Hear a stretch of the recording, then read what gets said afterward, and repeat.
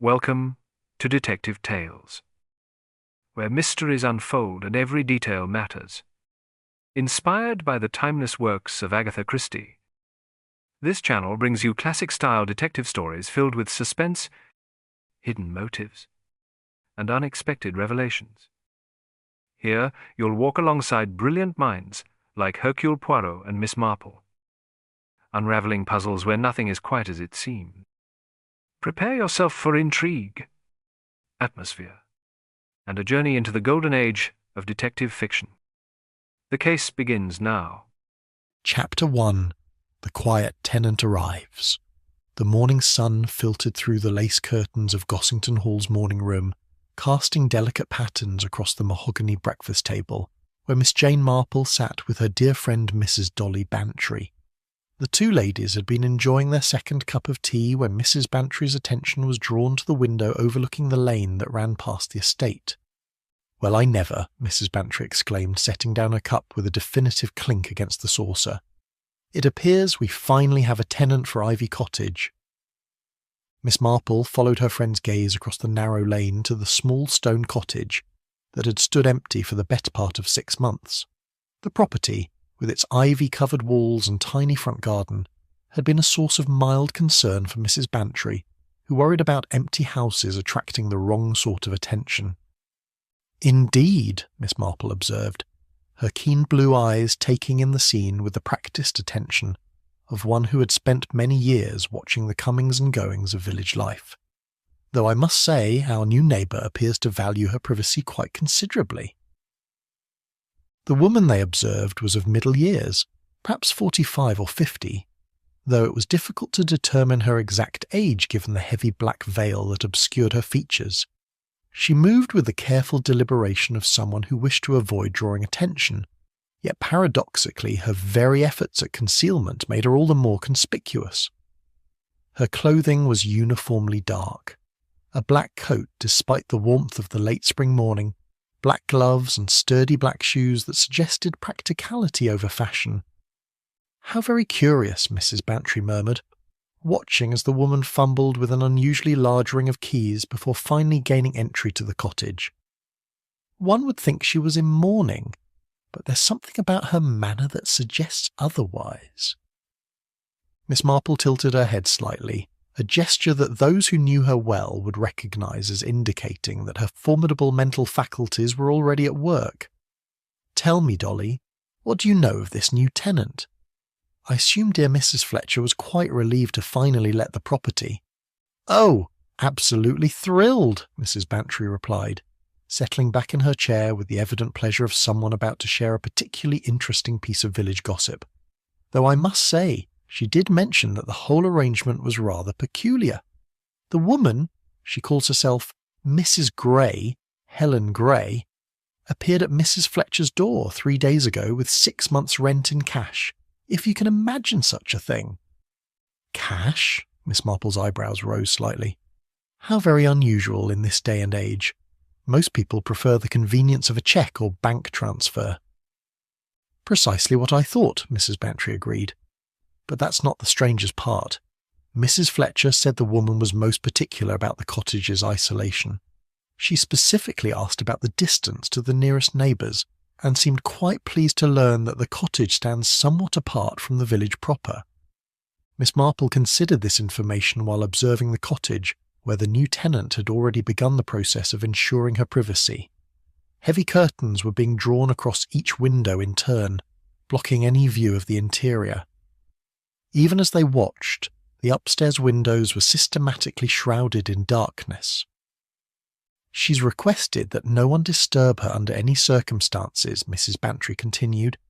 "Mrs. Fletcher offered to introduce her to some of the village ladies, thinking she might appreciate the company, but Mrs. Gray was quite firm in her refusal. She said she values her solitude above all else, and trusts that her wishes will be respected." "And the references?" Miss Marple inquired, for she knew that conscientious landlords always required such things. "That's another odd thing," Mrs. Bantry said, lowering her voice conspiratorially despite the fact that they were quite alone. "Mrs. Fletcher said the references seemed perfectly adequate on paper, but when she tried to telephone one of them to confirm, she found the number had been disconnected. She was going to pursue the matter further, but the woman was so eager to pay the full 6 months in advance that Mrs. Fletcher decided not to look a gift horse in the mouth, as it were. Miss Marple nodded thoughtfully. Her experience with human nature had taught her that people who went to great lengths to avoid scrutiny usually had compelling reasons for doing so. The question was whether those reasons were innocent or otherwise. "Has anyone in the village had occasion to speak with her since she arrived?" Miss Marple asked. "Not properly, no. Young Tommy from the post office mentioned that she ventures out only for the most essential shopping, and even then, she speaks barely a word to anyone. She keeps that veil pulled low and hurries about her business as if she's afraid someone might recognise her." This detail struck Miss Marple as particularly significant. In her experience, people who feared recognition were usually either famous individuals seeking privacy or those who had reason to avoid unwanted attention of a more sinister nature. "The postman, Mr. Dawes, mentioned something rather curious as well," Mrs. Bantry added. "He says Mrs. Gray receives no ordinary mail whatsoever. No letters, no bills, no advertisements, nothing that would suggest a normal life. However, she does receive the occasional package delivered by private courier services." "And how does she collect these packages?" Miss Marple inquired. "That's the peculiar part. Mr. Dawes says she never answers the door when deliveries arrive. The couriers are instructed to leave packages on the doorstep, and she waits until they've departed before collecting them. He's observed this pattern twice now, and each time she peers out from behind those heavy curtains until she's certain the coast is clear." Miss Marple absorbed this information with growing interest. The behaviour pattern suggested someone living in a state of considerable anxiety, possibly fear. Yet the woman had chosen to settle in St. Mary Mead, a village known for its peaceful atmosphere and friendly community. It seemed contradictory unless one considered that sometimes the safest place to hide was in plain sight. "I think," Miss Marple said gently, "that our new neighbour may be carrying a considerable burden. People don't usually take such elaborate precautions unless they have good reason to believe they are in some form of danger." "Danger?" Mrs. Bantry's eyes widened. "Here in St. Mary Mead? Whatever could she have to fear in a place like this?" Miss Marple smiled with the gentle wisdom of someone who had learned that trouble could find its way to even the most tranquil corners of the world. "My dear Dolly, I've found that danger is rather like the weather. It can change quite suddenly and arrive in the most unexpected places. The question is whether Mrs. Gray has brought her troubles with her, or is simply trying to escape from them." As if summoned by their conversation, a figure appeared briefly at one of the cottage's upstairs windows. Even at this distance, they could see that Mrs. Gray was observing the street below with what appeared to be considerable vigilance.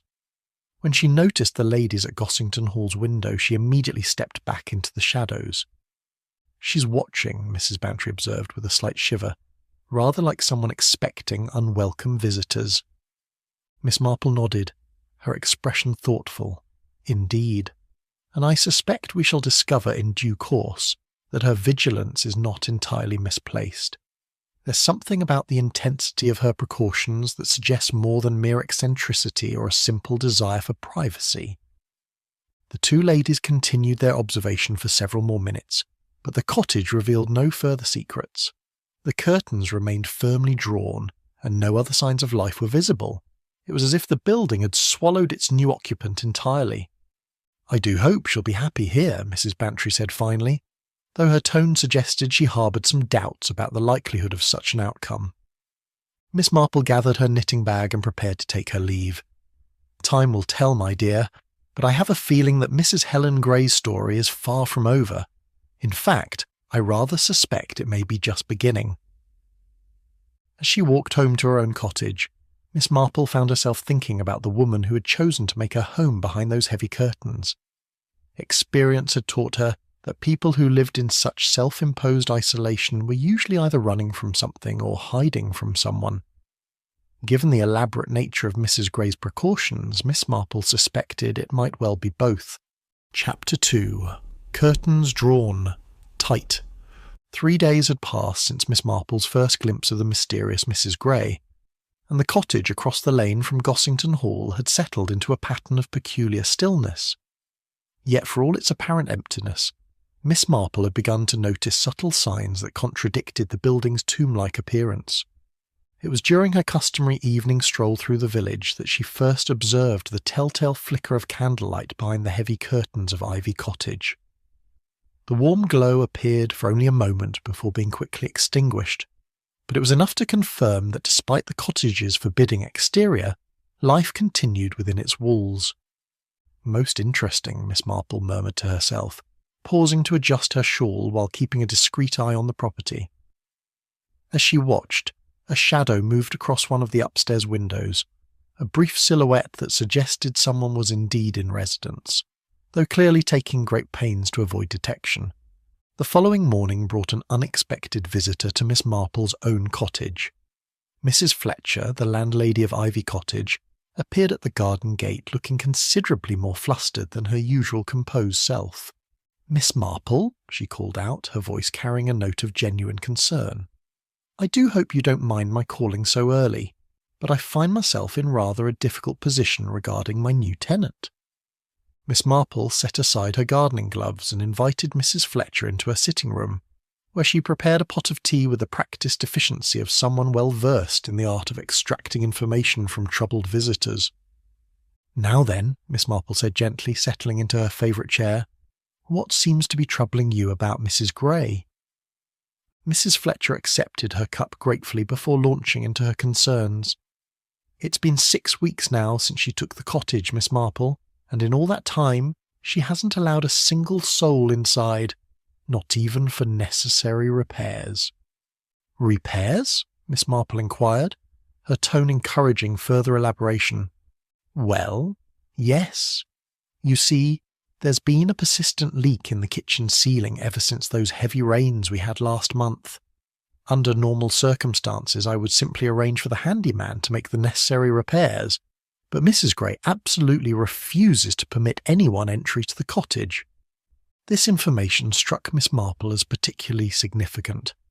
Most tenants would be eager to have such problems addressed, especially during the rental period when the landlord bore responsibility for maintenance. "And how did she respond when you explained the necessity of the repairs?" Miss Marple asked. "That's just it. She won't even open the door to discuss the matter properly," Mrs. Fletcher replied, her frustration evident. "She speaks only through the door, and when I mentioned the leak, she insisted she could manage perfectly well without any assistance. She actually offered to pay for the repairs herself if I would simply provide her with the materials." Miss Marple found this response illuminating. Someone willing to shoulder the expense of repairs rather than allow workmen into their home was clearly desperate to maintain their privacy. "And did you accept her offer?" "I was inclined to, just to resolve the matter, but then I began to worry about the implications. What if the amateur repairs prove inadequate? What if there's damage to the property that I'm not aware of? As a landlord, I have certain responsibilities, you understand." "Indeed you do," Miss Marple agreed. "And I take it your concerns extend beyond the matter of repairs?" Mrs. Fletcher nodded vigorously.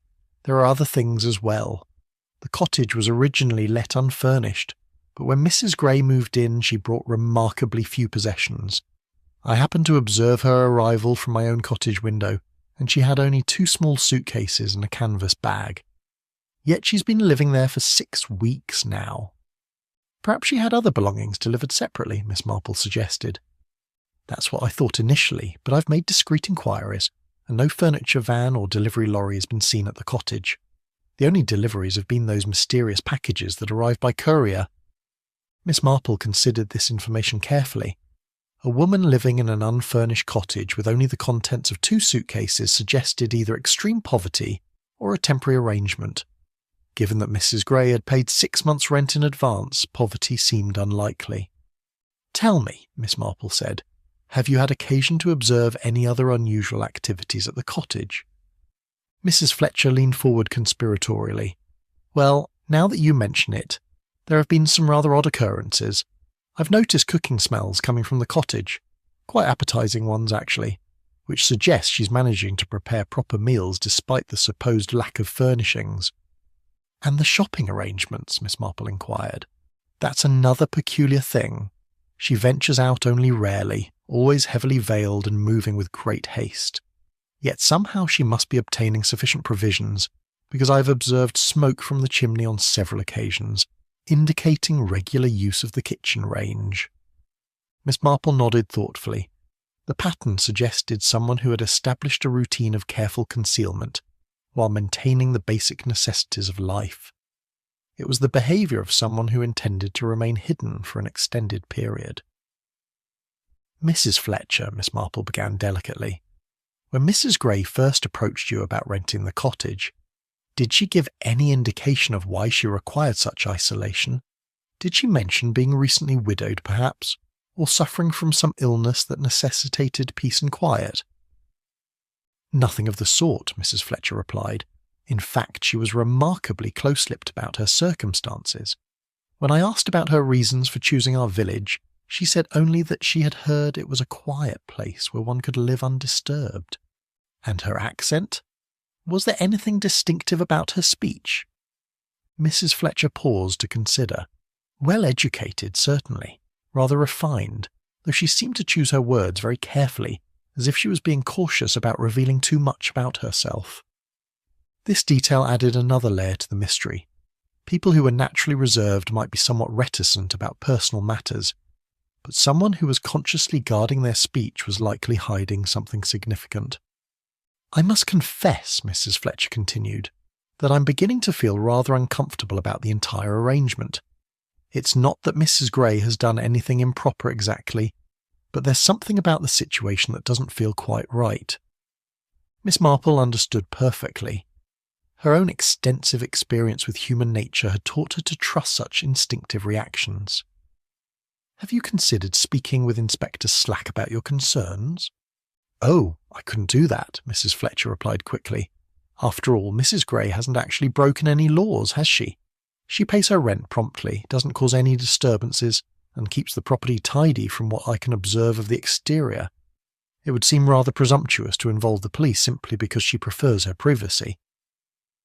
"Nevertheless," Miss Marple said gently, "it might be worth mentioning your observations to the inspector, if only to ensure he's aware of the situation. Sometimes these things prove to be perfectly innocent, but occasionally they can be more significant than they initially appear." After Mrs. Fletcher departed, Miss Marple found herself drawn back to her garden, where she could maintain a discreet watch on Ivy Cottage while tending to her roses. As the afternoon progressed, she was rewarded for her patience by several small observations that added to her growing understanding of the situation. First, she noticed that despite the heavy curtains, there were occasional glimpses of movement within the cottage that suggested more activity than one might expect from a single, reclusive occupant. The shadows that passed behind the windows seemed to vary in size and movement patterns, though this could simply be the result of changing light conditions throughout the day. More significantly, she observed that Mrs. Gray's visits to the village for shopping appeared to follow a carefully planned schedule.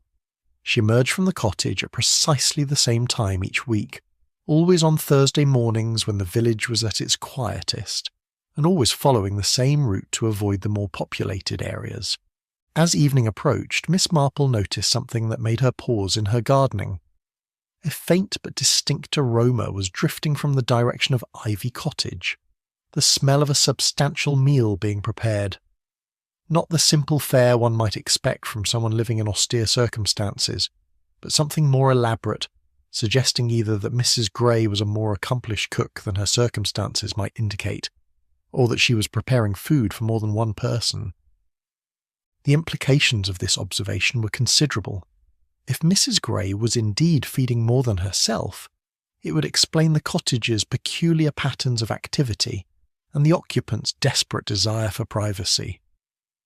But it would also raise far more serious questions about who else might be residing within those carefully guarded walls. As darkness fell and lights began to appear in cottage windows throughout the village, Miss Marple noticed that Ivy Cottage remained stubbornly dark. Yet she was certain now that behind those heavy curtains, a drama of some significance was unfolding. The question was whether that drama would remain hidden within the cottage's walls, or whether circumstances would eventually force it into the light. Chapter 3. The Scream That Shattered Silence. The peace of St. Mary Mead was violently shattered at 20 minutes past 2 on a moonless Thursday morning by a sound that would haunt the dreams of its residents for weeks to come. Miss Marple, who had always been a light sleeper, was instantly alert as the piercing scream cut through the night air like a blade through silk. The cry was unmistakably female, filled with such terror and anguish that it seemed to freeze the very air around the village.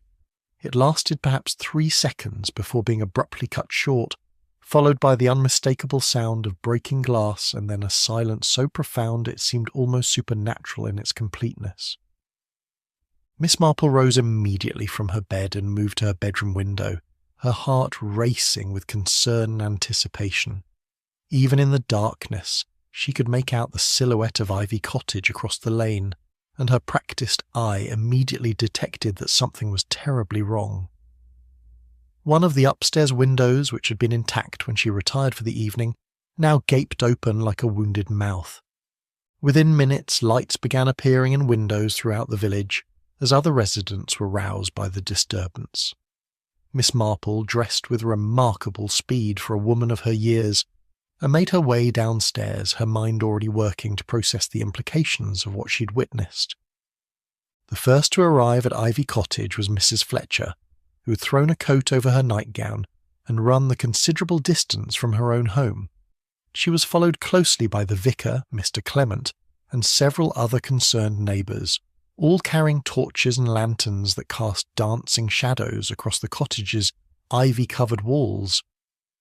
"Mrs. Gray!" Mrs. Fletcher called out, her voice carrying a note of genuine panic. "Mrs. Gray, are you all right? Please answer us." The cottage remained ominously silent. Mrs. Fletcher approached the front door and knocked urgently, calling out repeatedly, but received no response. The heavy curtains remained drawn, and no light was visible from within. By this time, Miss Marple had arrived at the scene, her sharp eyes immediately taking in the details that others might overlook. The broken glass scattered on the ground beneath the damaged window told a story that was both clear and deeply troubling. "The glass is on the outside," she observed quietly to Mrs. Fletcher, who was still attempting to rouse the cottage's occupant.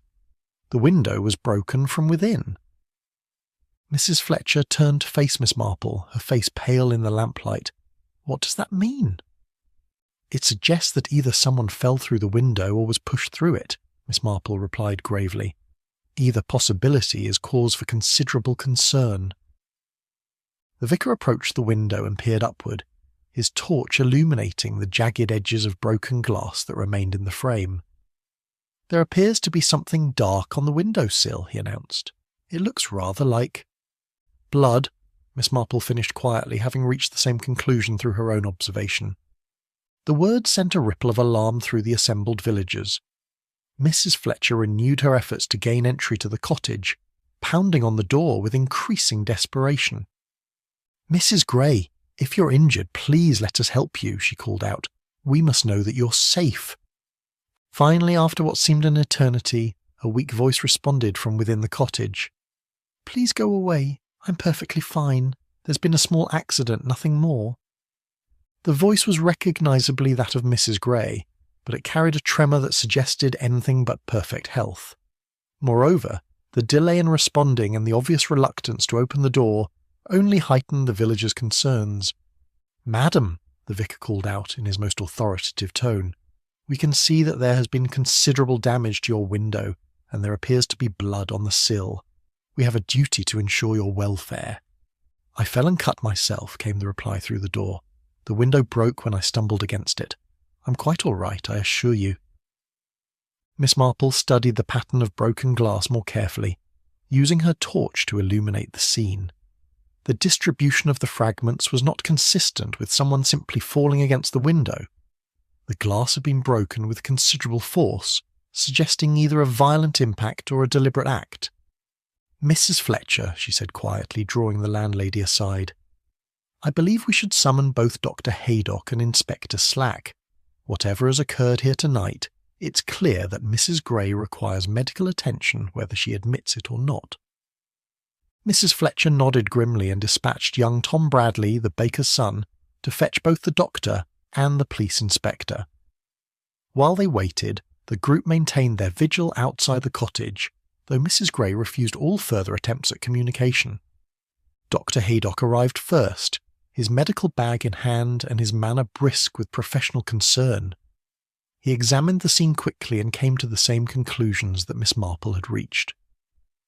"This window wasn't broken by a simple fall," he announced after studying the glass pattern.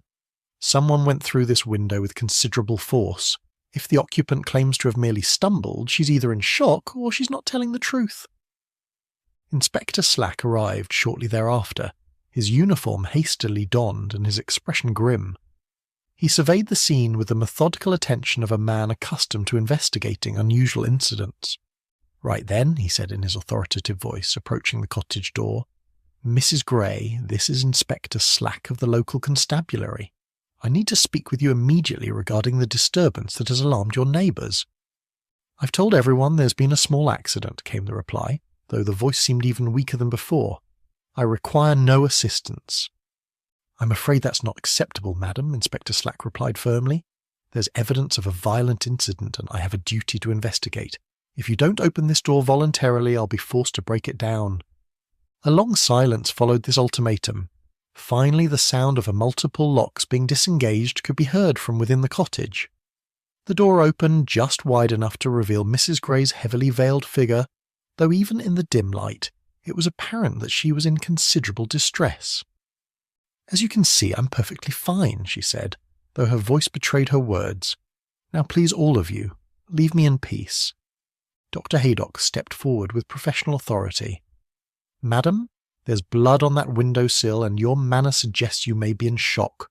I insist on examining you to ensure you haven't sustained serious injuries." "That won't be necessary," Mrs. Gray replied, though she swayed slightly as she spoke. "I've cleaned and bandaged the cut myself."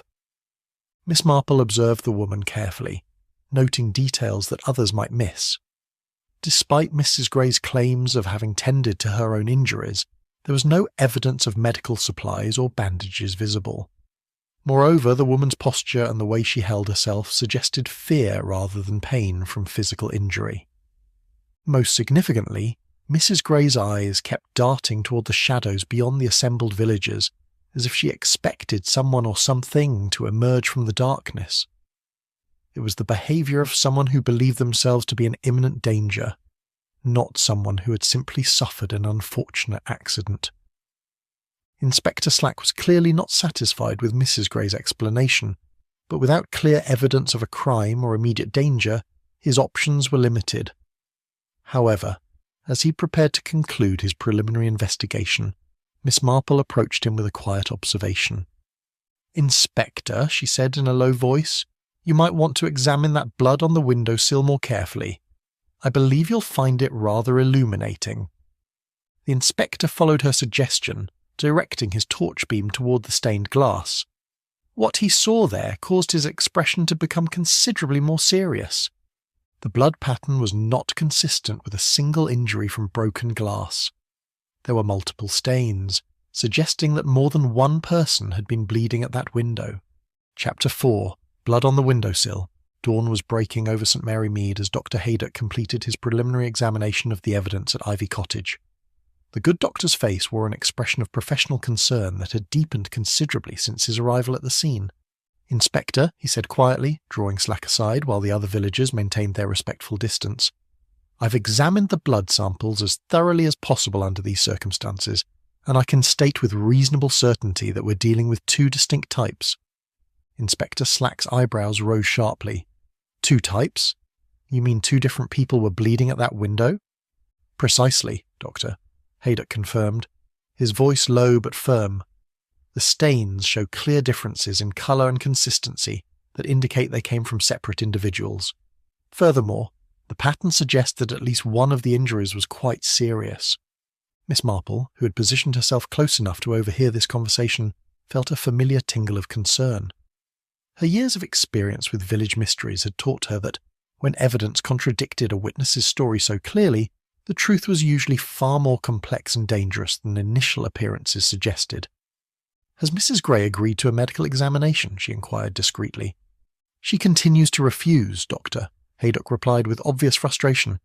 "Claims she's perfectly capable of tending to her own injuries, and insists that our presence is unnecessary." Inspector Slack studied the cottage thoughtfully. Mrs. Gray had retreated inside after their brief exchange, once again securing multiple locks behind her.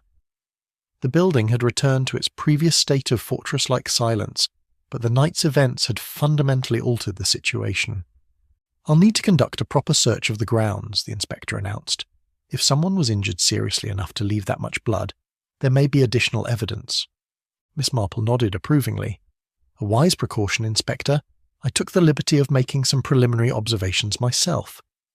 She led the small group around to the side of the cottage, where the morning light revealed details that had been obscured in the darkness. Her sharp eyes had not been deceived. There, clearly visible in the soft earth beneath the broken window, were footprints that told a compelling story. "These impressions," she pointed out, "are definitely not made by women's shoes. They're too large, and the tread pattern suggests heavy walking boots of the sort worn by men." Dr. Haydock knelt to examine the prints more closely, and they appear to be quite recent. The edges are still sharp, indicating they were made within the last day or two. "But that's impossible," Mrs. Fletcher interjected, having overheard their discussion. "Mrs. Gray lives alone. She's never had any visitors, male or female." Inspector Slack carefully photographed the footprints before making plaster casts for future analysis. As he worked, Miss Marple continued her methodical examination of the cottage's exterior, her experienced eye catching details that others might overlook. "Inspector," she called softly, "you might find this of interest." She had discovered something that made the mystery considerably more intriguing. The ivy that gave the cottage its name had been disturbed in a pattern that suggested someone had recently used it as a makeshift ladder to reach the upper windows. "See here," she explained, pointing to broken stems and displaced leaves. "Someone has been climbing this ivy, and quite recently. The damage is fresh, probably within the last few days." This discovery cast Mrs. Gray's situation in an entirely new light. If someone had been using the ivy to gain access to the cottage's upper floor, it suggested either that Mrs. Gray had been receiving clandestine visitors, or that someone had been attempting to gain entry without her knowledge or consent.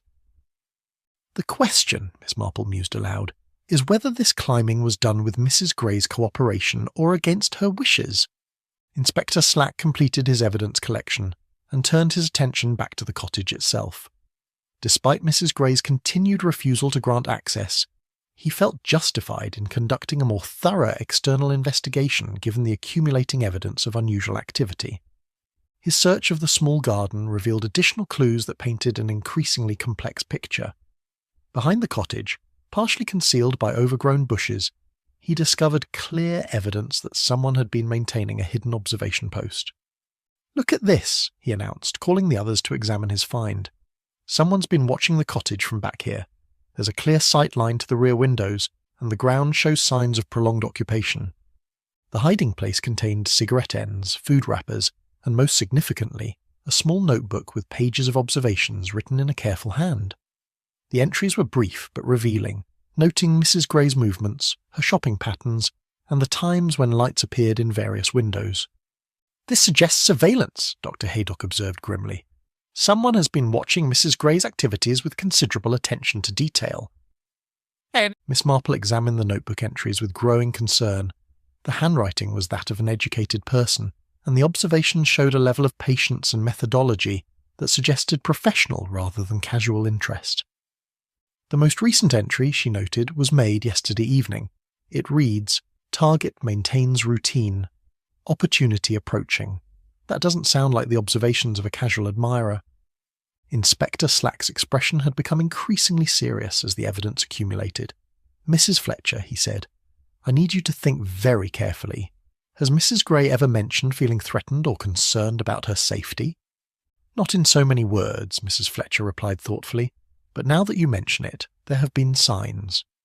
She always seems nervous when she ventures out, constantly looking over her shoulder as if she expects to be followed. And the packages delivered by courier," Miss Marple added.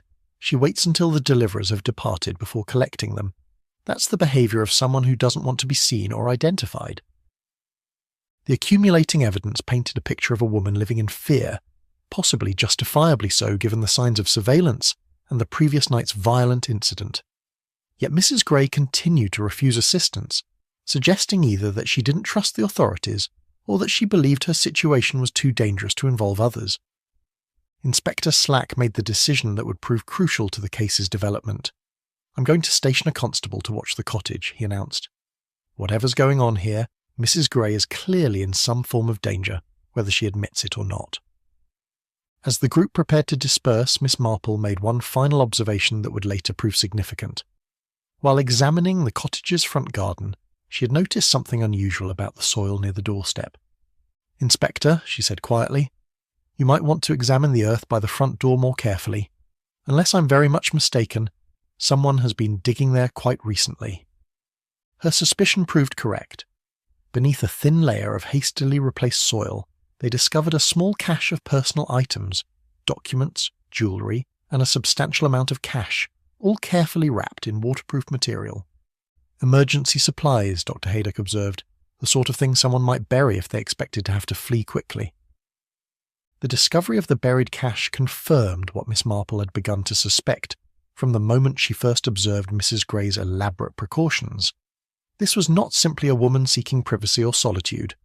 This was someone preparing for the possibility of immediate flight, someone who believed that their current refuge might prove temporary. As the morning progressed and the villagers gradually returned to their normal routines, Miss Marple found herself thinking about the various pieces of evidence they had uncovered.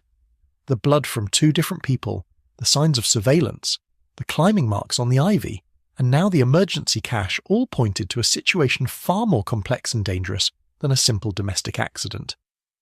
Most troubling of all was Mrs. Gray's continued refusal to accept help or explain her circumstances. In Miss Marple's experience, people who rejected assistance when they clearly needed it were usually protecting either themselves or someone else from consequences they believed would be worse than their current predicament. Chapter 5: Secrets Behind Closed Doors. The following afternoon brought an unexpected development that would transform the entire investigation. Miss Marple was tending to her garden when Inspector Slack arrived at her cottage gate, his expression grave and his manner suggesting that significant new information had come to light. "Miss Marple," he began without preamble, "I've received some rather disturbing intelligence from London regarding our mysterious Mrs. Gray. It appears that her situation is considerably more serious than any of us initially suspected." Miss Marple set aside her gardening tools and invited the inspector into her sitting room, where she prepared tea with her customary efficiency, while he organised his thoughts. "The notebook we discovered yesterday contained more than just surveillance notes," Inspector Slack continued. "There were several telephone numbers written on the back pages. When I contacted Scotland Yard to verify these numbers, I learned something that puts yesterday's events in an entirely new light." He paused to accept his cup before delivering the information that would reshape their understanding of the case. "Mrs. Helen Gray is actually Mrs. Helen Morrison, a woman who disappeared from London 6 months ago after providing crucial testimony in a high-profile criminal trial." Miss Marple's eyebrows rose slightly, though she did not seem entirely surprised by this revelation. "And the nature of this trial?" "Murder," Inspector Slack replied grimly. "Mrs. Morrison was the key witness in the conviction of one Vincent Carver, a man with extensive criminal connections who was found guilty of murdering his business partner. Her testimony was instrumental in securing his conviction." The pieces of the puzzle were beginning to form a clearer picture in Miss Marple's mind. "And I assume Mr. Carver did not accept his conviction gracefully." "Far from it. According to the Metropolitan Police, Carver made explicit threats against Mrs. Morrison and her family during the trial. He swore that he would track down everyone who had contributed to his conviction and make them pay for their betrayal." Miss Marple considered this information carefully. So Mrs. Morrison fled London to protect herself from his revenge. But surely the authorities would have offered her protection. They did indeed. She was placed in the witness protection program immediately after the trial concluded.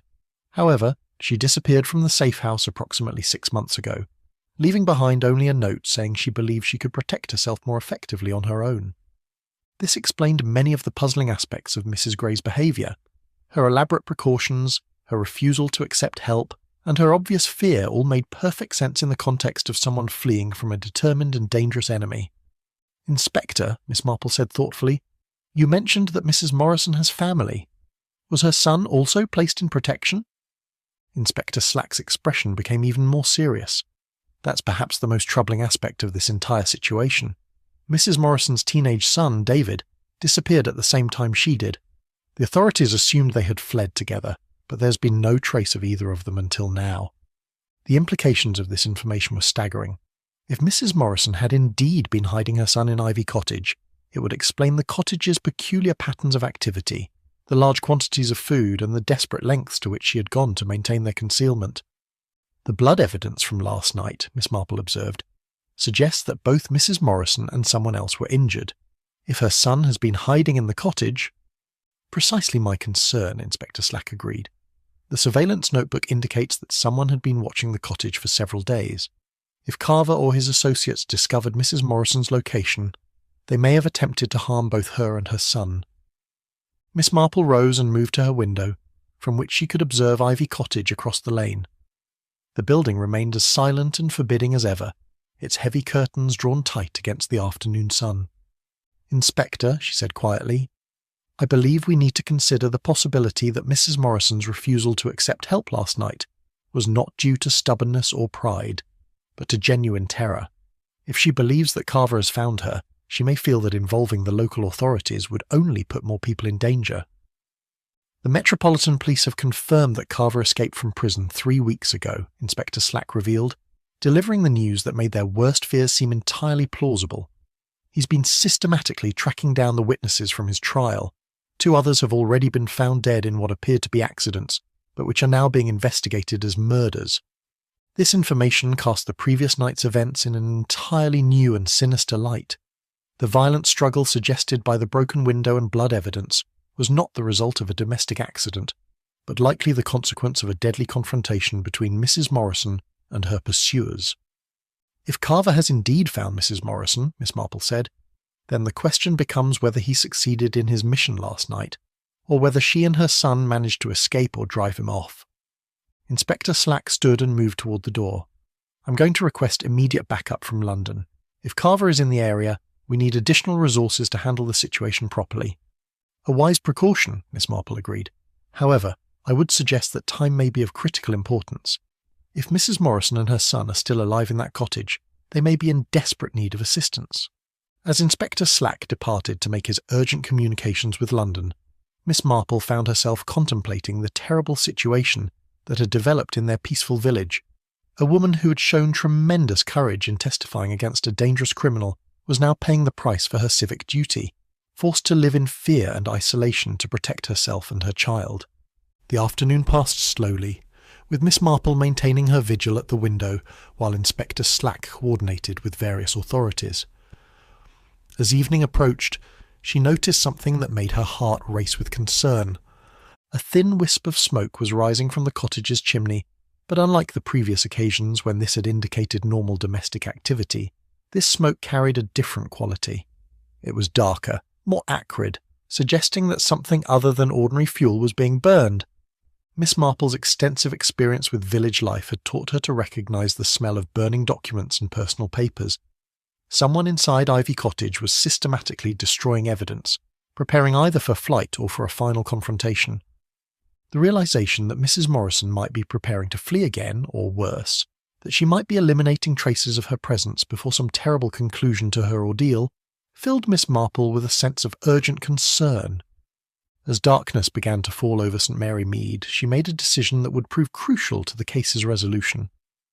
Despite Inspector Slack's instructions to maintain her distance from the cottage, Miss Marple felt compelled to make one final attempt to reach Mrs. Morrison, before whatever crisis was approaching reached its inevitable conclusion. The courage that Mrs. Morrison had shown in standing up to Vincent Carver deserved to be met with equal courage from those who might be able to help her. Miss Marple gathered her shawl and prepared to cross the lane to Ivy Cottage, determined to offer whatever assistance she could to a woman who had already sacrificed so much in the cause of justice. Chapter 6. The Landlady's Growing Fear. Mrs. Fletcher had not slept properly since the night of the scream from Ivy Cottage. The events of the past few days had transformed her from a confident property owner into a woman consumed by anxiety and regret. It was with considerable reluctance that she found herself once again at Miss Marple's door, her face drawn with worry and her hands trembling as she clutched her handbag. "Miss Marple," she began, her voice barely above a whisper, "I must tell someone what's been happening, or I fear I shall go quite mad with worry." Miss Marple, who had been expecting such a visit since Inspector Slack's revelations about Mrs. Morrison's true identity, welcomed her distressed visitor with characteristic warmth and immediately set about preparing tea to calm the woman's nerves. "Now then, Mrs. Fletcher," she said gently, settling into her chair with the practised patience of someone accustomed to extracting difficult truths from troubled souls. "What has been troubling you so particularly?" Mrs. Fletcher's composure crumbled almost immediately. "It's the telephone calls, Miss Marple. They started 3 days ago, and they're becoming more frequent and more frightening." This was news that made Miss Marple's pulse quicken, though she maintained her calm exterior. "Telephone calls? What sort of calls?" "Anonymous ones," Mrs. Fletcher replied, her voice shaking. "A man's voice, very cold and deliberate. He asks about my tenant, wants to know her habits, when she comes and goes, whether she lives alone." Miss Marple felt a chill of apprehension. Given what Inspector Slack had revealed about Vincent Carver's escape and his systematic pursuit of the witnesses from his trial, these calls took on a sinister significance that went far beyond mere harassment. "And how did you respond to these inquiries?" Miss Marple asked carefully. "At first I told him it was none of his business and hung up," Mrs. Fletcher admitted.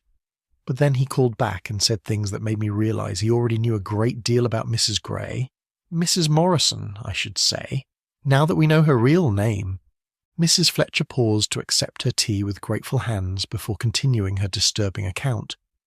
He knew about the rent payments in cash, about her shopping patterns, even about the packages delivered by courier.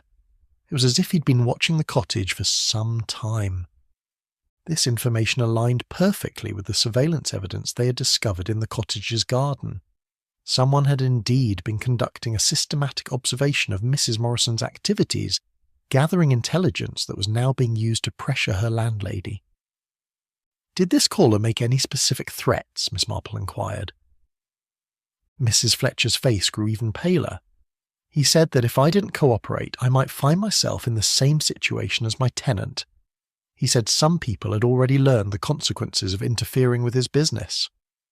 The implications of this threat were chilling. If the caller was indeed Vincent Carver or one of his associates, Mrs. Fletcher had unknowingly placed herself in considerable danger simply by renting her property to Mrs. Morrison. "Mrs. Fletcher," Miss Marple said with gentle firmness, "you must report these calls to Inspector Slack immediately. This is no longer a matter of tenant relations or even local police concerns. You've become involved in something far more serious." "But that's just it," Mrs. Fletcher replied, her distress becoming more pronounced. "I'm terrified that involving the police will only make things worse. What if this man carries out his threats? What if something happens to Mrs. Morrison because I failed to protect her privacy?" Miss Marple understood the woman's dilemma perfectly. Mrs. Fletcher found herself caught between her duty as a citizen to report criminal activity and her genuine concern for her tenant's safety. It was a position that required both courage and wisdom to navigate properly. "Tell me," Miss Marple said thoughtfully, "did the caller ask you to take any specific actions?" Mrs. Fletcher nodded miserably. "He wants me to find a pretext to enter the cottage.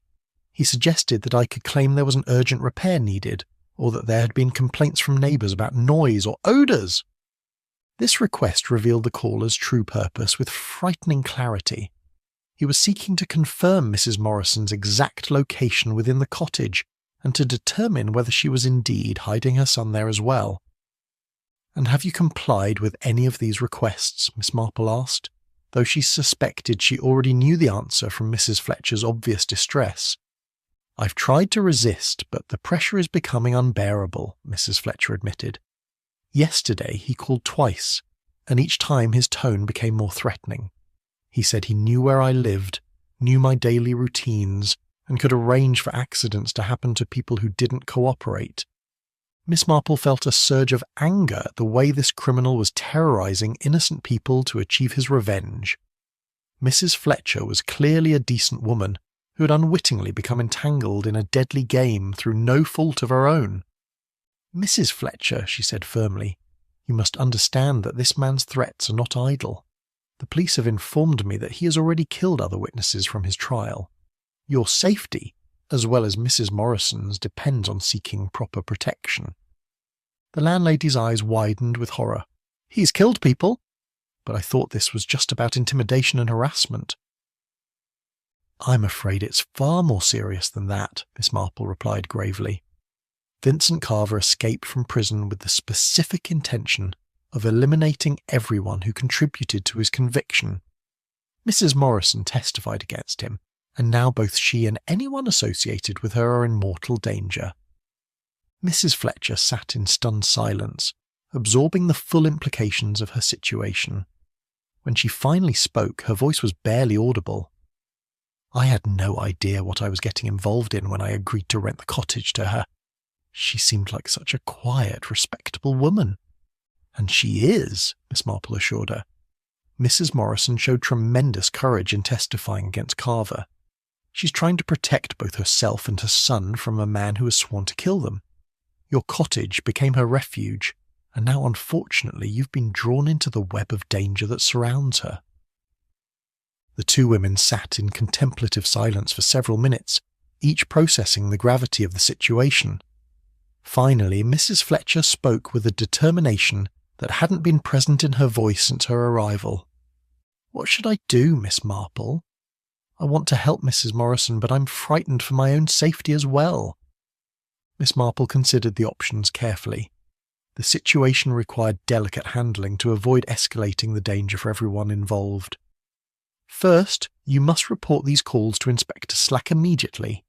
He needs to know that Carver or his associates are actively pressuring local residents. And if the caller contacts me again, you must continue to refuse his requests, but do so in a way that doesn't provoke him unnecessarily. Tell him you've been unable to gain access to the cottage, that Mrs. Morrison continues to refuse all visitors." Mrs. Fletcher nodded, though her expression remained fearful. "I keep thinking about Mrs. Morrison alone in that cottage with her son, knowing that this madman is closing in on them. It must be absolutely terrifying." "Indeed it must," Miss Marple agreed, "but Mrs. Morrison has shown remarkable resourcefulness in evading Carver for 6 months.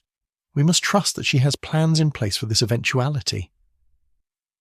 As Mrs. Fletcher prepared to leave, Miss Marple reflected on how the campaign of terror had expanded beyond its primary targets to encompass innocent bystanders like the frightened landlady. It was a reminder that evil had a way of spreading its influence far beyond its intended victims, creating ripples of fear and danger that could engulf entire communities. The growing threat to Mrs. Fletcher also suggested that Carver's patience was wearing thin. If he was resorting to pressuring local residents for information, it meant that his other methods of surveillance and infiltration had proved insufficient. This desperation might make him more dangerous, but it also suggested that Mrs. Morrison's defences had been more effective than her pursuer had anticipated. As evening approached and Mrs. Fletcher departed to report her experiences to Inspector Slack, Miss Marple found herself contemplating the courage required to stand up to such systematic intimidation. Both Mrs. Morrison and now Mrs. Fletcher were being asked to face down a killer, and their responses would determine not only their own fates, but the fate of an innocent teenage boy whose only crime had been having a mother brave enough to testify for justice. Chapter 7, A Past That Follows. The following morning brought Inspector Slack to Miss Marple's cottage with a folder thick with documents from Scotland Yard. His expression was grimmer than she had ever seen it, and his usual brisk efficiency was tempered by what appeared to be genuine concern for the safety of everyone involved in the case. "Miss Marple," he began without preamble, "I've received the complete file on the Carver trial, and I'm afraid the situation is even more serious than we initially realised. Mrs. Morrison's testimony was not merely helpful to the prosecution, it was absolutely crucial to securing Carver's conviction." Miss Marple invited the inspector into her sitting room and prepared tea while he organised the disturbing information he had received from London. The morning sunlight streaming through her windows seemed to mock the darkness of the story he was about to unfold.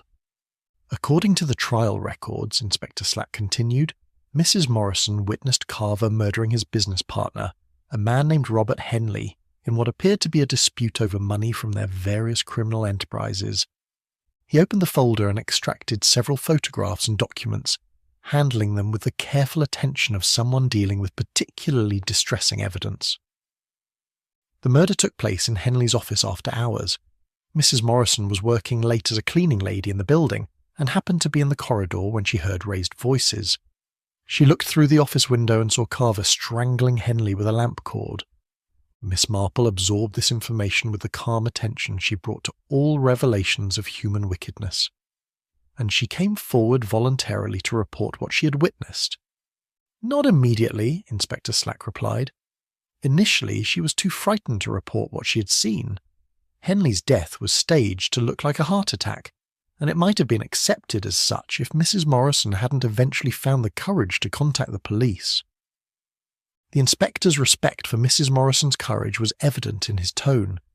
She knew that testifying would put her and her son in danger, but she felt she couldn't allow a murderer to escape justice.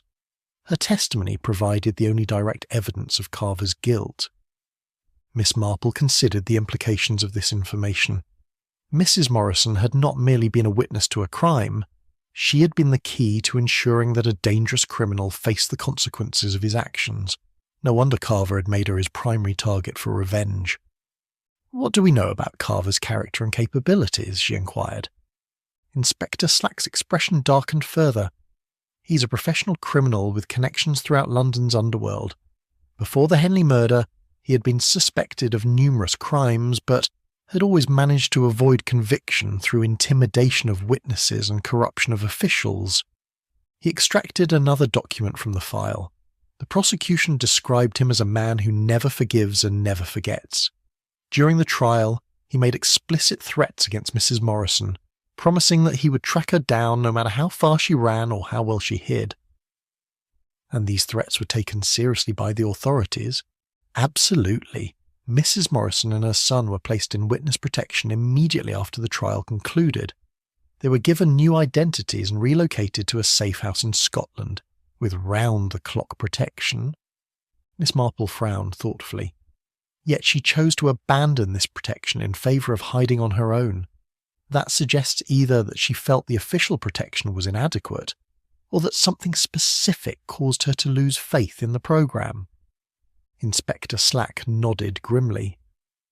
According to the file, there were concerns about security breaches within the protection programme.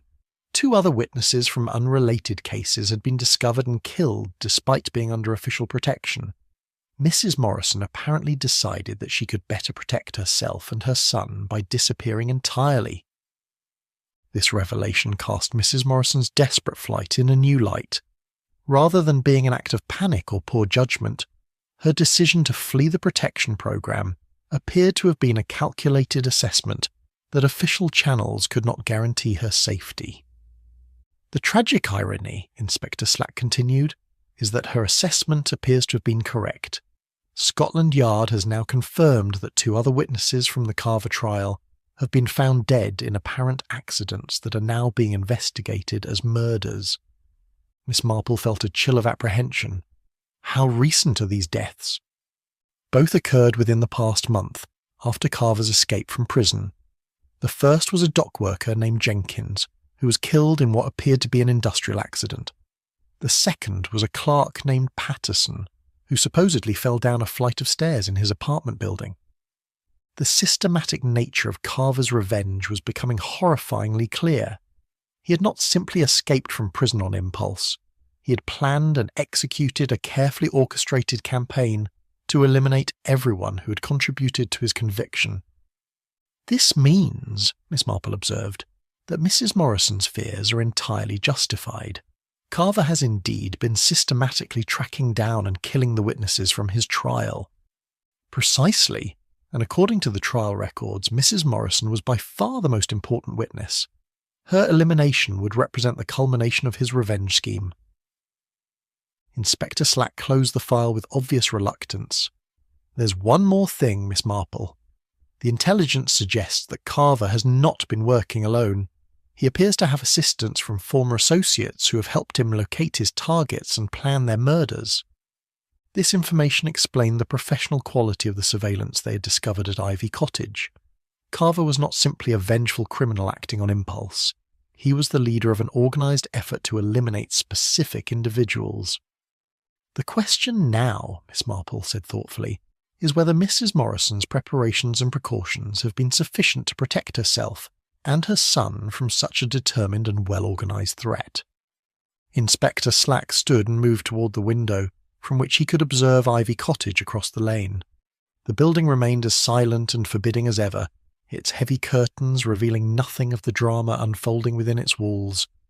"I've requested additional support from London," he said. "We should have armed officers here by this evening, but I'm concerned that Carver may not wait for us to establish proper protection."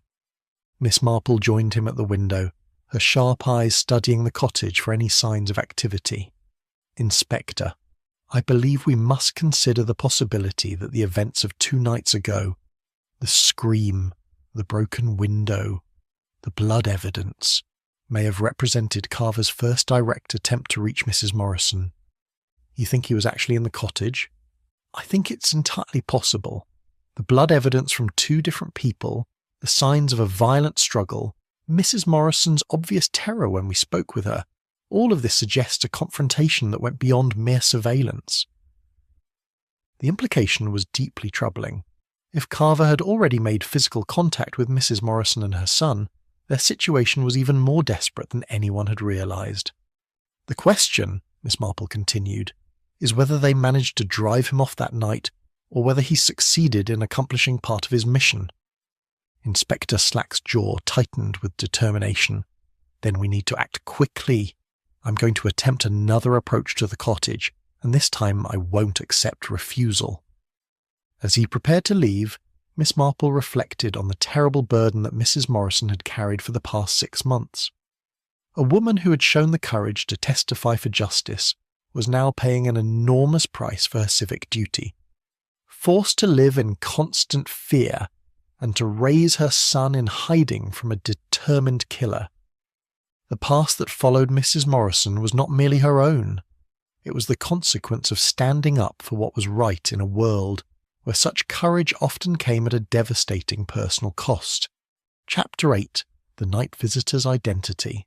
The surveillance operation that Inspector Slack established around Ivy Cottage proved its worth on the 3rd night, when the darkness brought with it a visitor whose identity would confirm their worst fears and validate every precaution that Mrs. Morrison had taken during her months of hiding. Miss Marple had volunteered to assist with the watch, positioning herself at her bedroom window, with a clear view of the cottage's front garden and the lane beyond. Her years of village observation had trained her to notice the smallest details, and her presence provided an additional pair of experienced eyes for the operation. At precisely 11:30, she observed a figure moving with practised stealth along the hedgerow that bordered the cottage property. The man's movements were those of someone familiar with such nighttime activities, careful, deliberate, and almost soundless as he approached his target. Miss Marple immediately signalled to Constable Davies, who was concealed in Mrs. Fletcher's garden with a clear radio connection to Inspector Slack. Within moments, the information had been relayed, and additional officers began moving into position around the cottage.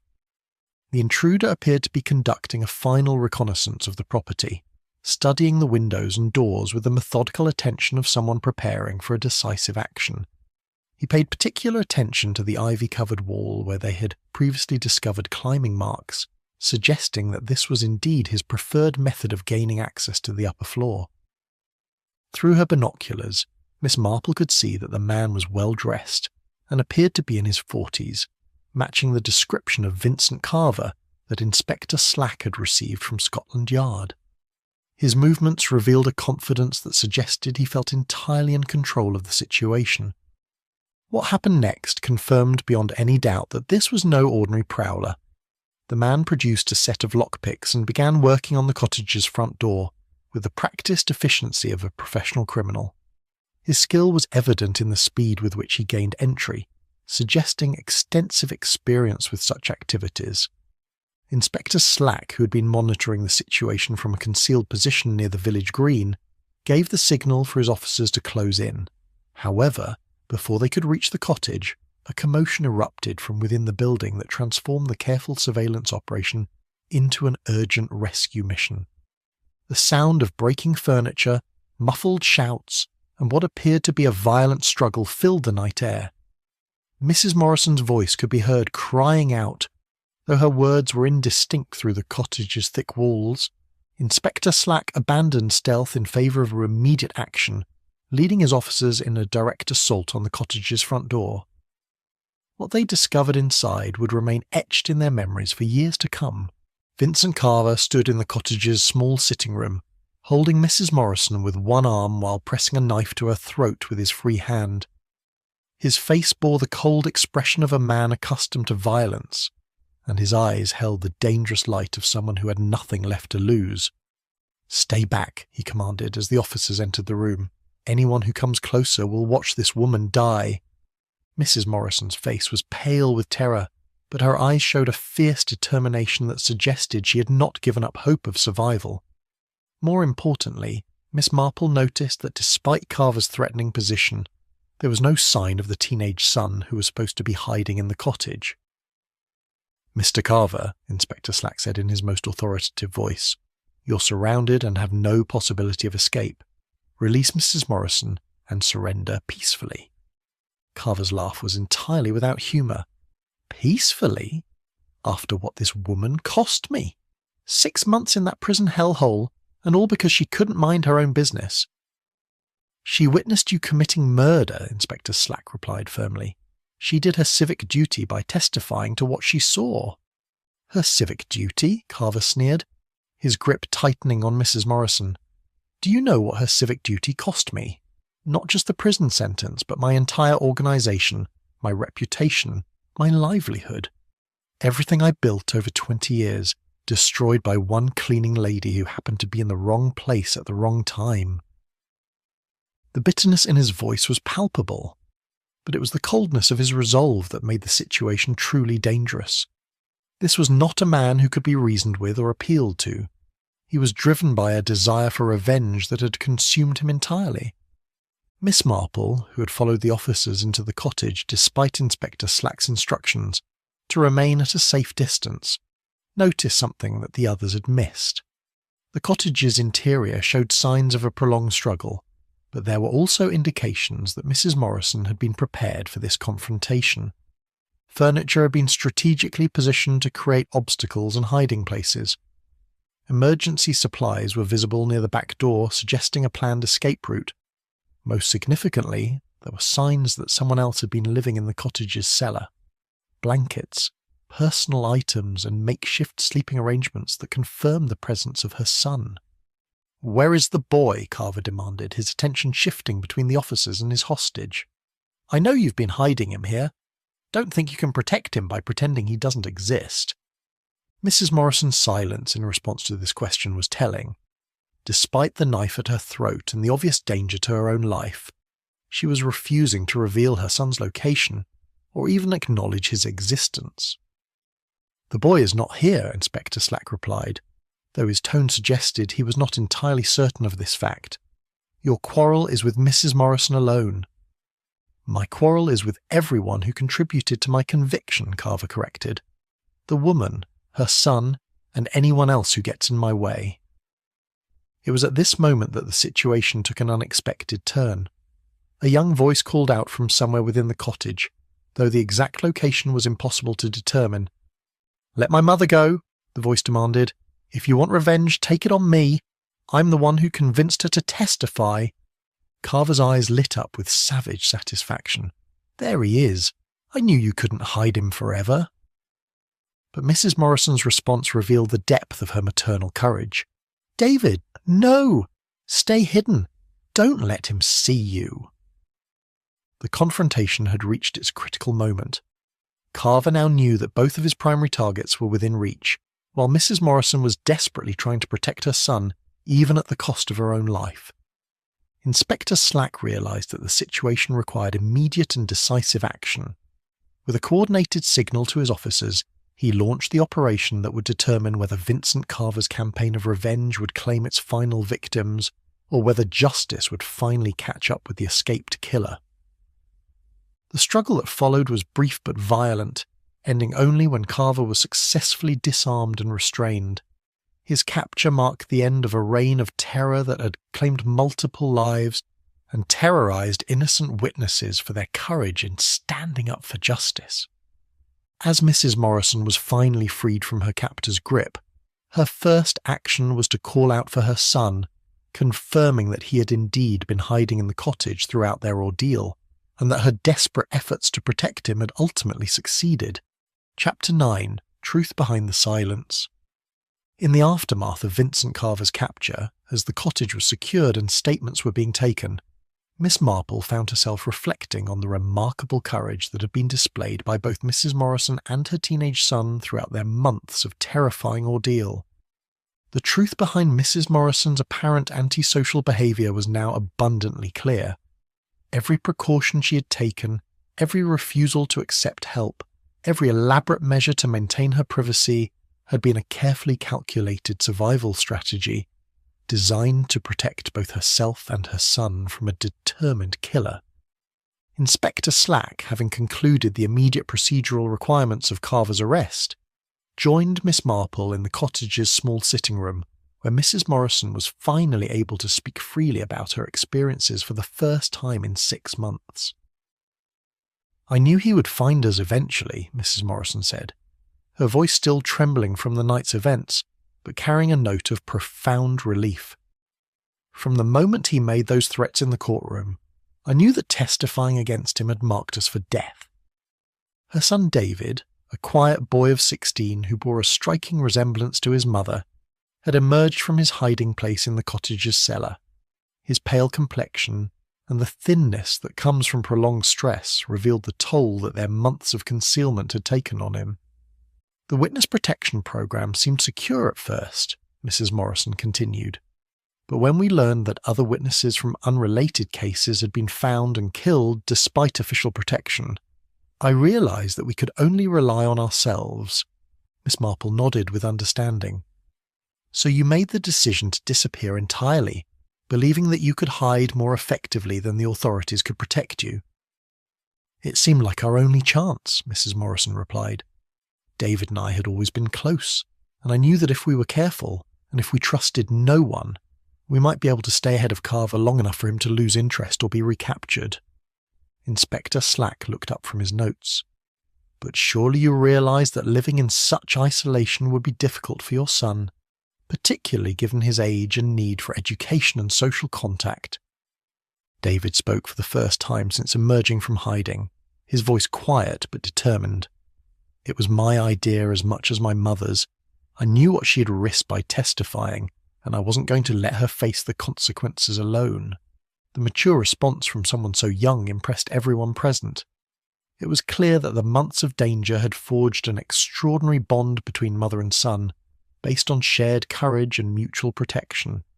"We moved constantly for the first 4 months," Mrs. Morrison explained, "never staying anywhere for more than a few weeks, always paying in cash, always avoiding any situation that might require official documentation or background checks."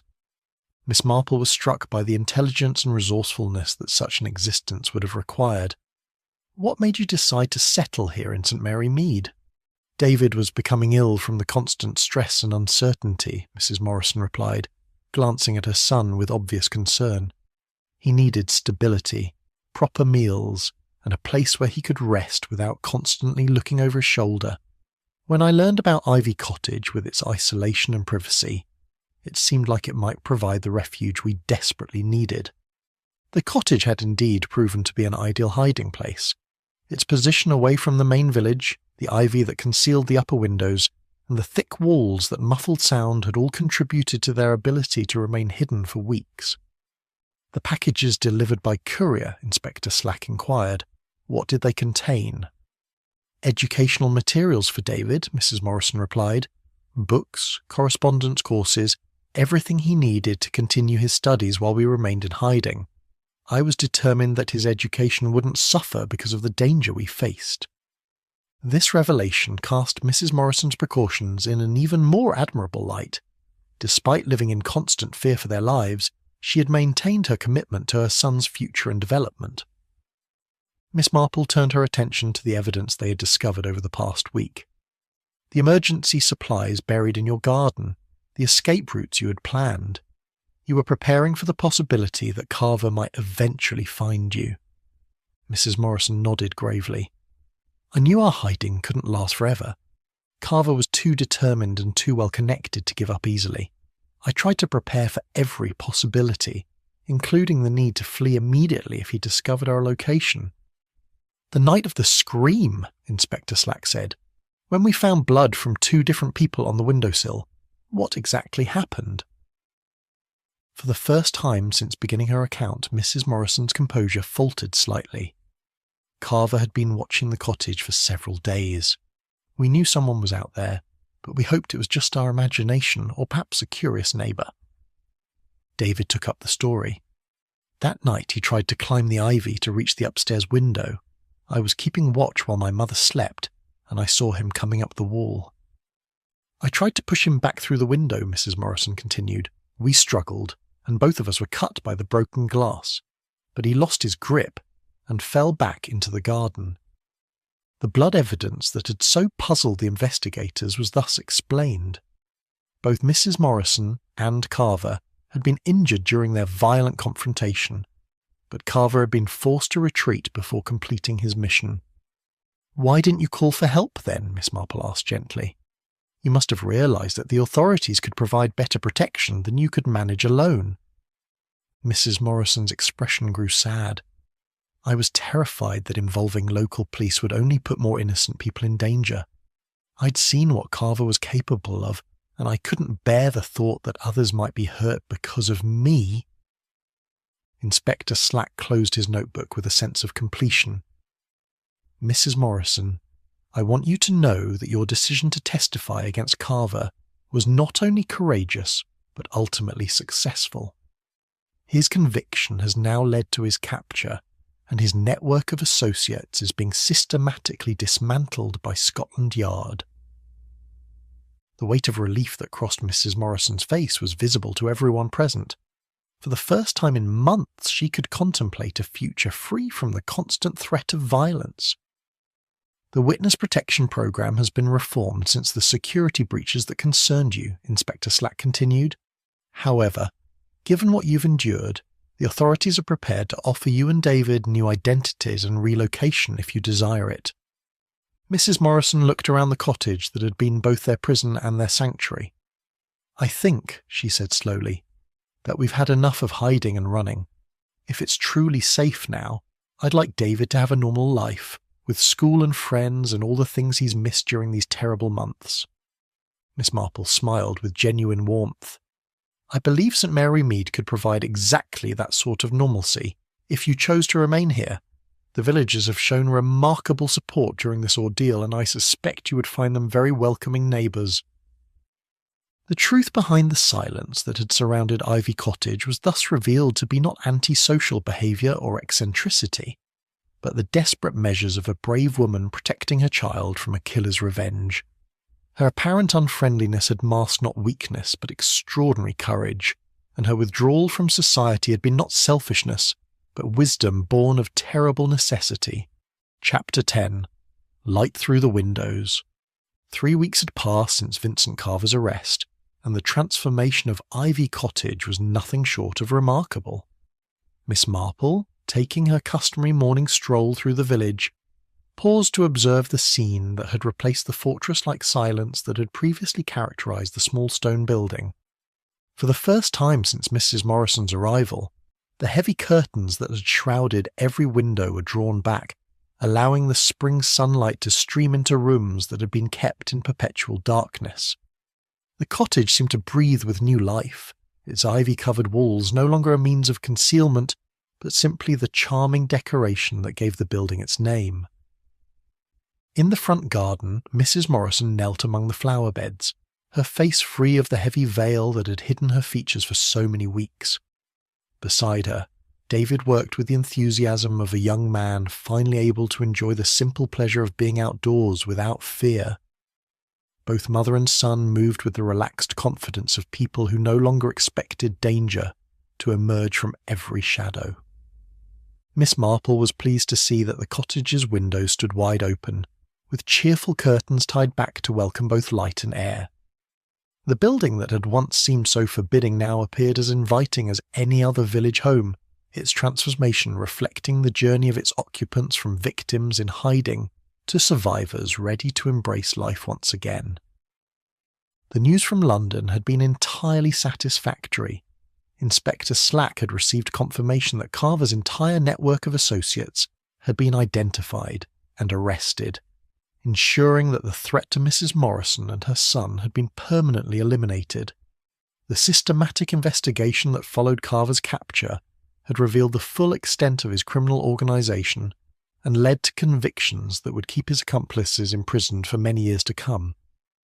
Mrs. Fletcher approached Miss Marple as she stood observing the cottage, her own transformation as remarkable as that of her tenants.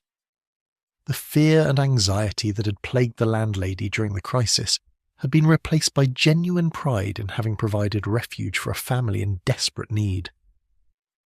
"Good morning, Miss Marple," Mrs. Fletcher said with obvious satisfaction. "Isn't it wonderful to see the cottage looking so cheerful?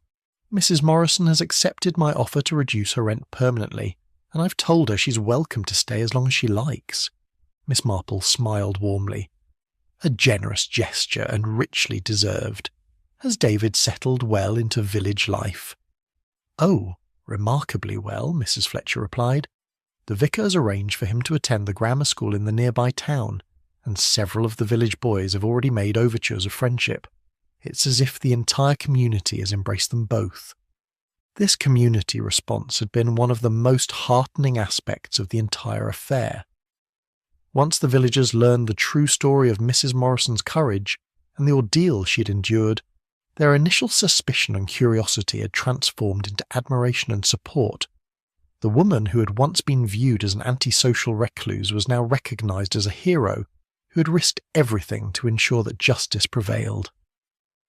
Dr. Haydock had contributed to this transformation by providing medical care for both Mrs. Morrison and David, helping them recover not only from their physical injuries, but from the psychological trauma of their months in hiding.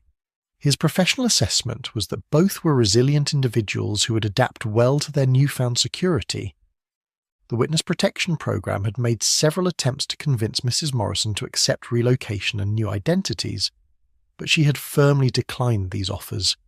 After months of running and hiding, she had found peace in St. Mary Mead and was determined to build a normal life for herself and her son in the community that had welcomed them so warmly. "I understand that David has shown considerable academic ability," Miss Marple observed, having heard reports of the young man's intelligence from various village sources. "Indeed he has," Mrs. Fletcher confirmed. "Despite the disruption to his education, he's managed to keep up with his studies remarkably well. The headmaster at the grammar school believes he has excellent prospects for university admission when the time comes." This news particularly pleased Miss Marple, who had been concerned about the long-term effects of the family's ordeal on David's development. The fact that he was not only recovering but thriving suggested remarkable resilience and the positive influence of his mother's courage and determination. As they spoke, Mrs. Morrison noticed their presence and approached the garden gate with a warm smile that would have been unimaginable during her weeks of fearful concealment. The transformation in her appearance was striking. She stood straight and confident, her face open and friendly, bearing little resemblance to the heavily veiled figure who had once hurried through the village streets in terror. "Miss Marple," she said with genuine warmth, "I've been hoping for an opportunity to thank you properly for everything you did during those dreadful weeks. David and I both realised that your observations and insights were crucial to ensuring our safety." Miss Marple accepted this gratitude with characteristic modesty. "My dear, I did nothing more than what any concerned neighbour should do. It was your own courage and resourcefulness that kept you and David safe until help could arrive." "Nevertheless," Mrs. Morrison insisted, your understanding of the situation, and your willingness to involve the authorities when others might have simply dismissed our behaviour as eccentric may well have saved our lives." David emerged from the cottage carrying a tray of tea, moving with the easy confidence of a young man who no longer needed to fear being seen.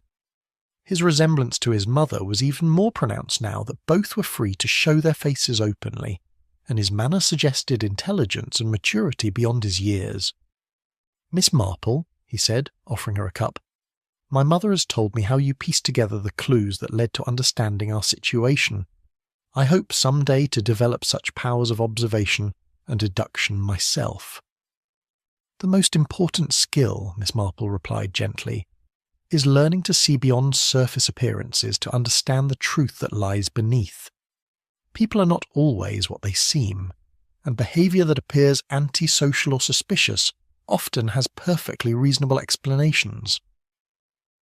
As the afternoon progressed, other villagers stopped by the cottage to chat with Mrs. Morrison and David, creating the kind of casual social interaction that had been impossible during their months of hiding. The warmth and acceptance they received from their neighbours represented everything they had hoped for when they first sought refuge in St. Mary Mead. Mrs. Bantry arrived with a basket of fresh vegetables from her garden, declaring that she was delighted to finally have the opportunity to properly welcome them to the village. The vicar stopped by to discuss David's confirmation classes, treating the family as valued members of the parish rather than mysterious outsiders.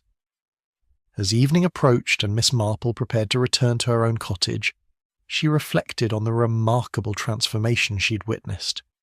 The building that had once seemed so dark and forbidding now glowed with warm light from every window, its rooms no longer hidden behind heavy curtains but open to the world. Most significantly, the ivy that covered the cottage's walls had resumed its original purpose as simple decoration rather than concealment. The same plant that had once provided cover for Vincent Carver's attempts to reach his victims now simply enhanced the beauty of a home, where a brave woman and her son could finally live without fear. In the cottage's front garden, Mrs. Morrison and David continued their work among the flowers, their voices carrying on the evening air as they planned improvements to their new home. Their conversation was filled with hope for the future and gratitude for the safety they had found in this peaceful village. The cottage's transformation from a place of fear to one of hope perfectly reflected the journey of its occupants. Mrs. Morrison had emerged from the shadows of terror into the light of community acceptance, while David had been freed from the burden of premature adulthood to resume the normal development of a bright young man with unlimited potential. As Miss Marple reached her own garden gate, she turned for one final look at Ivy Cottage. The warm light streaming from its windows seemed to symbolise not only the end of a particular family's ordeal, but the triumph of courage over fear, of community support over isolation, and of hope over despair. The mystery of the silent tenant had been solved, but more importantly, 2 lives had been saved, and a family had been given the chance to build the normal, peaceful existence that their courage had earned them. In Miss Marple's experience, such outcomes were the most satisfying resolution any case could have.